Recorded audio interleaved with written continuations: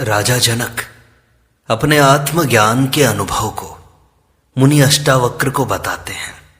वे 14वें प्रकरण में कहते हैं, प्रकृत्या शून्य चित्तो यह प्रमादाद भाव भावनः निद्रितो बोधित इव क्षीण संसरणो ही सह। राजा जनक कहते हैं, जो स्वभाव से ही शून्य चित्त है पर प्रमाद से विषयों की भावना करता है और सोता हुआ भी जागने के समान है, वह पुरुष संसार से मुक्त है। 12वें एवं 13वें प्रकरण में राजा जनक अनुभूति का वर्णन करते हैं कि आत्मा को जान लेने मात्र से सिद्धि नहीं है, बल्कि उसे उपलब्ध कर लेना ही सिद्धि है। यही परम पुरुषार्थ है। उपलब्धि के बाद भी चित्त की चंचलता को पूर्ण रूपेण शांत करने के लिए उसमें निरंतर स्थिर रहना आवश्यक है, जिससे अनेक जन्मों के संस्कार स्वरूप वासना के बीज को पूर्णतः नष्ट किया जा सके। जब यह बीज ही नष्ट हो जाता है तभी उसे कैवल्य पद प्राप्त होता है। ऐसा व्यक्ति सर्वत्र ही उस अद्वय आत्मा को देखता है। यही आत्मज्ञान की स्थिति है। इस प्रकरण में जनक मुक्ति का वर्णन करते हैं, जो आत्मज्ञान के बाद की स्थिति है। आत्मज्ञानी में भी यदि कामना एवं वासना संबंधी थोड़ा सा भी बीज विद्यमान रह गया तो वह फिर समय पाकर प्रस्फुटित हो सकता है। इस बीज का नाश ही तो मुक्ति है। राजा जनक कहते हैं कि आत्म स्वरूप को उपलब्ध हुआ ज्ञानी स्वभाव से शून्य चित्त वाला होता है। उसके चित्त से समस्त कामना, वासना एवं संस्कार जनित तरंगे शांत होकर चित्त की चंचलता नष्ट हो चुकी है। अब उसमें संकल्प विकल्प के विक्षेप नहीं है। ऐसी स्थिति को उपलब्ध हुआ ज्ञानी सदैव जागृत रहता है। सोते समय केवल शरीर का थोड़ा सा भाग ही सोता है। शरीर की सारी क्रियाएं यथावत चलती रहती हैं। नींद में श्वास, रक्त प्रवाह, स्नायु संस्थान, मन इत्यादि अपना अपना कार्य करते रहते हैं। ये सोते ही नहीं, केवल मस्तिष्क का थोड़ा सा भाग ही सोता है, थोड़ा विश्राम लेता है, किंतु चेतना कभी नहीं सोती। वह नींद में भी जागृत रहती है। सोना चेतना का स्वभाव ही नहीं है। इसलिए जनक कहते हैं कि मैं आत्मस्वरूप हूं, अतः सोता हुआ प्रतीत होते हुए भी नित्य जागृत हूं। शरीर सोता है, आत्मा कभी नहीं सोती। इस प्रकार आत्मा में स्थित हुआ योगी संसार से मुक्त है। ऐसा पुरुष यदि संसारी विषयों की धारणा करता है, भावना करता है, तो वह वासना एवं आसक्ति से युक्त न होकर प्रमादवश करता है। आत्मज्ञानी के क्रियमाण कर्म तो बंद हो जाते हैं, क्योंकि वह कहता नहीं रहता, इसलिए उसके कर्म संचित नहीं होते तथा संचित कर्म भी आत्मज्ञान से नष्ट हो जाते हैं। क्योंकि कर्मों का संबंध मन से है तथा मन नहीं रहने पर कर्मों का भी क्षय हो जाता है, वे नष्ट हो जाते हैं। किंतु प्रारब्ध कर्म जिनसे यह शरीर एवं जीवन मिला है, उसे इस जन्म में आत्मज्ञान के बाद भी भोगने ही पड़ते हैं। इनको भोगे बिना मुक्ति नहीं होती। इसलिए आत्मज्ञानी भी शेष प्रारब्ध कर्मों को भोगना भी अनिवार्य है, तभी मुक्ति होती है। यदि उन्हें न भोगा गया तो अनभोगे कर्म फिर अपना प्रभाव दिखाते हैं। इसलिए जनक कहते हैं कि मैं अब विषयों की भावना, वासना से लेकर उन्हें न करके प्रमादवश प्रारब्ध होकर करता हूं। इस जन्म में जो भोग मुझे मजबूरी से भोगने हैं, ईश्वरीय विधान के अनुसार भोगने हैं, इसलिए उनकी ही भावना करता हूं, किंतु अहंकार एवं कर्तापन से मुक्त हूं। जनक आगे कहते हैं, क्व धनानि क्व मित्राणि क्व मे विषयद अस्य वः, क्व शास्त्रम क्व च विज्ञानम यदा में गलिता स्पृहा। जब मेरी स्पृहा इच्छा नष्ट हो गई, तब मेरे लिए कहां धन, कहां मित्र, कहां विषय रूपी चोर, कहां शास्त्र और कहां ज्ञान है। आत्मज्ञान के सुख के अभाव से ही मनुष्य शारीरिक एवं मानसिक सुख प्राप्ति हेतु विषयों की ओर प्रवृत्त होता है। उसे यह भ्रांति है कि ये विषय ही उसे आनंद दे सकते हैं, किंतु ये विषय तथा इनसे प्राप्त सुख अनित्य है। ज्ञानी शाश्वत सुख को उपलब्ध हो जाता है, फिर उसका इन अनित्य विषयों के प्रति कोई आकर्षण नहीं रहता। उसकी इन्हें प्राप्त करने की स्पृहा ही नष्ट हो जाती है। परम के मिलने पर कौन क्षुद्र की इच्छा करता है भला। धन, मित्र, विषय, भोग, शास्त्र ज्ञान इत्यादि मनुष्य की वासना पूर्ति के साधन मात्र हैं। जब तक वासना भीतर है, तभी तक ये मूल्यवान, महत्वपूर्ण एवं उपयोगी प्रतीत होते हैं। इनमें रस मालूम होता है। यह जीवन एवं संसार वासना की दौड़ मात्र है। मनुष्य दौड़ता ही जाता है, किंतु उपलब्धि से अतृप्त ही रहता है, अतृप्त ही मर जाता है, जिससे फिर नए जन्म की दौड़ की शुरुआत होती है। यह वासना अनेक जन्मों में भी शांत नहीं होती, इसलिए संसार को मृग मरीचिका कहा है। यह झूठी दौड़ है, जिसमें मिलने पर भी खालीपन का अनुभव होता है। यह स्पृहा संसार की ही नहीं, धर्म की भी होती है, किंतु स्पृहा न रहने पर ही शून्य चित्त होता है। यही स्थिति आत्मज्ञान की है, यही परमात्मा का निवास है। जनक कहते हैं कि जब मेरी स्पृहा ही नष्ट हो गई, तो मैं शून्य चित्त हो गया। अब वासना की तरंग नहीं उठती, मन उद्वेलित नहीं होता। अतः अब मेरे लिए धन, मित्र, विषय इत्यादि तो क्या शास्त्र और ज्ञान भी अर्थहीन हो गया। अब इनका कोई मूल्य नहीं रहा।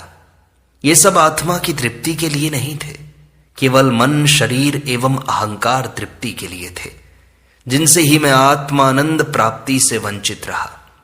इन विषयों ने ही चोर की भांति मेरी आत्मा को चुराया। अब मैं उसे पुनः प्राप्त करके सुख में स्थित हूं। राजा जनक आगे कहते हैं, विज्ञाते साक्षी पुरुषे परमात्मनि चेश्वरे नैराश्ये बंध मोक्षे च न चिंता मुक्तये मम। साक्षी पुरुष परमात्मा, ईश्वर, आशा, मुक्ति तथा बंध मुक्ति के जान लेने पर मुझे मुक्ति के लिए चिंता नहीं है। समस्त सृष्टि का कारण एवं आधार एक ही चेतन सत्ता है, जिसे भारतीय अध्यात्म ने ब्रह्म कहा है। इस ब्रह्म का स्वरूप है सत्यम ज्ञानम अनंतम ब्रह्म। यह ब्रह्म सत्य है, शाश्वत है, ज्ञान स्वरूप है एवं अनंत स्वरूप है। सृष्टि के समस्त स्वरूप इसी के स्वरूप हैं। ब्रह्म से भिन्न कुछ भी नहीं है।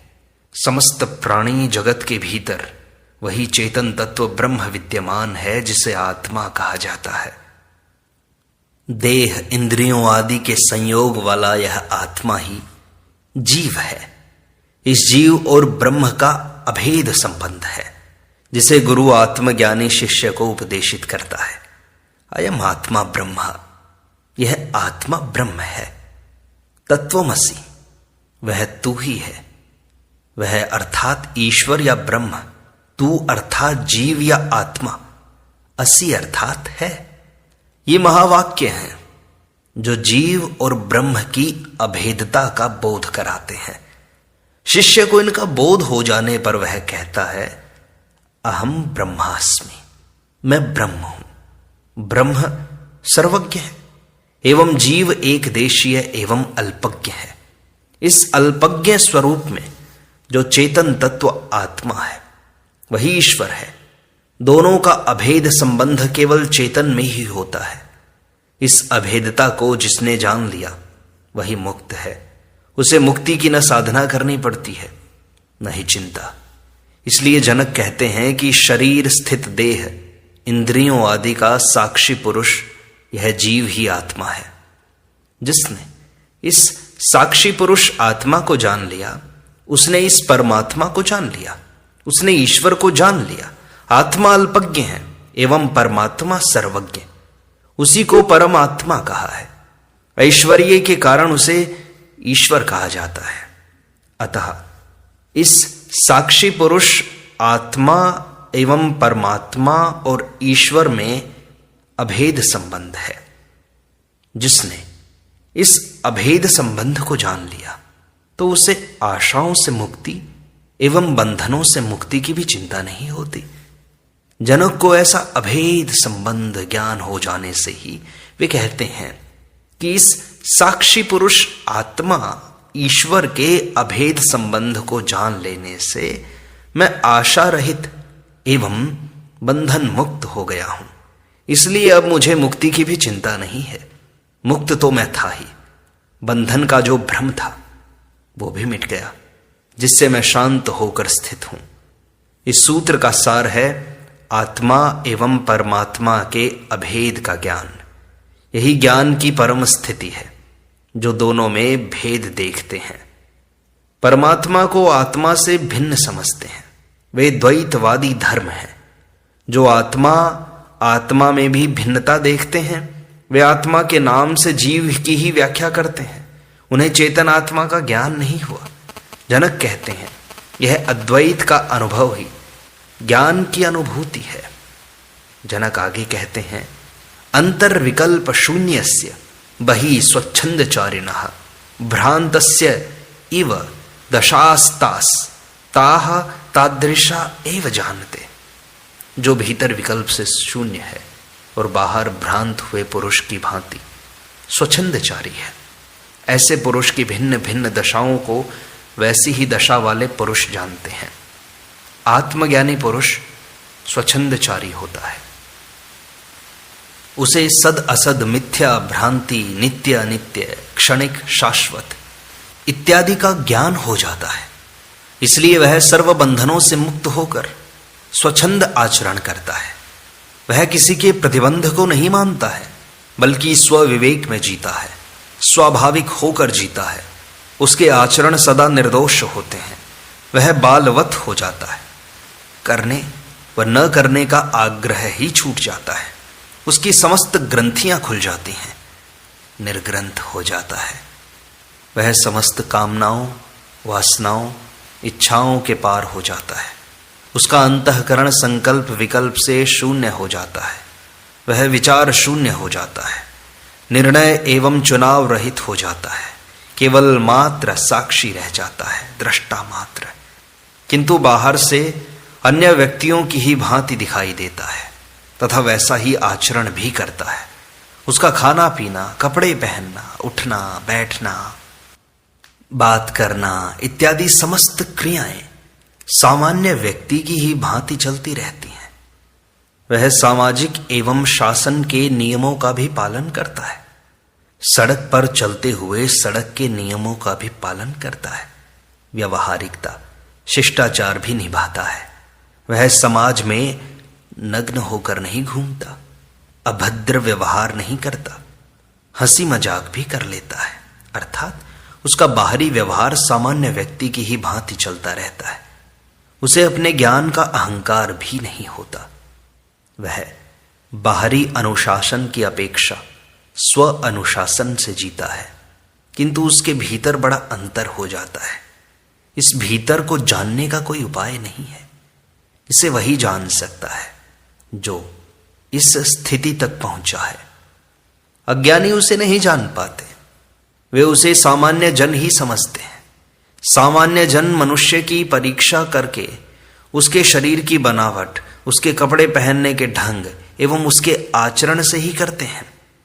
ये तीनों मनुष्य को जानने की कसौटी नहीं हो सकते।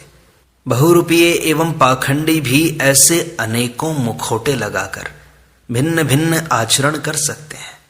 है कुछ और, किंतु कुछ और ही दिखाई देने के लिए भिन्न भिन्न प्रकार के नाटक करते हैं। भीतर तो जहर भरा है, बाहर अमृतमय वाणी बोलते हैं। भीतर कुटिलता है, बाहर सहिष्णुता का उपदेश देते हैं। भीतर हिंसा भरी है, बाहर अहिंसा की तख्ती लगाए घूमते हैं। भीतर से पूरे चारवाकी हैं, बाहर अद्वैत की बातें करते हैं। इसलिए बाह्य आचरण मनुष्य की कसौटी नहीं हो सकता। अज्ञानी ही बाह्य आचरण के अनुसार मनुष्य की परख करता है, ज्ञानी नहीं।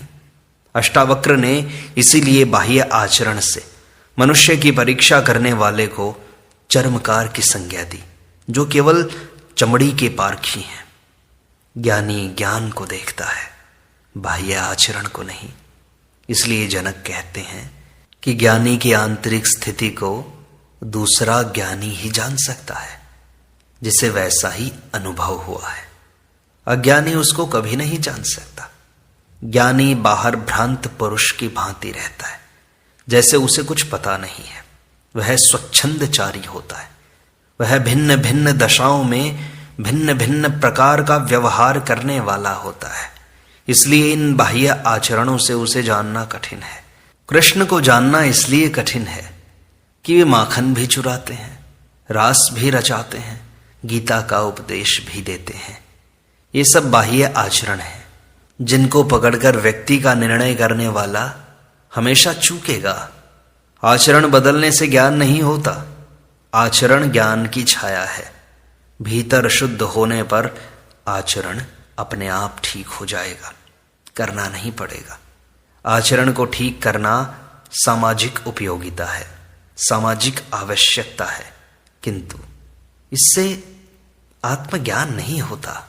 इस प्रकार अष्टावक्र गीता की व्याख्या का यह भाग यहीं संपूर्णता को समाप्त होता है। शेष अगले अंक में।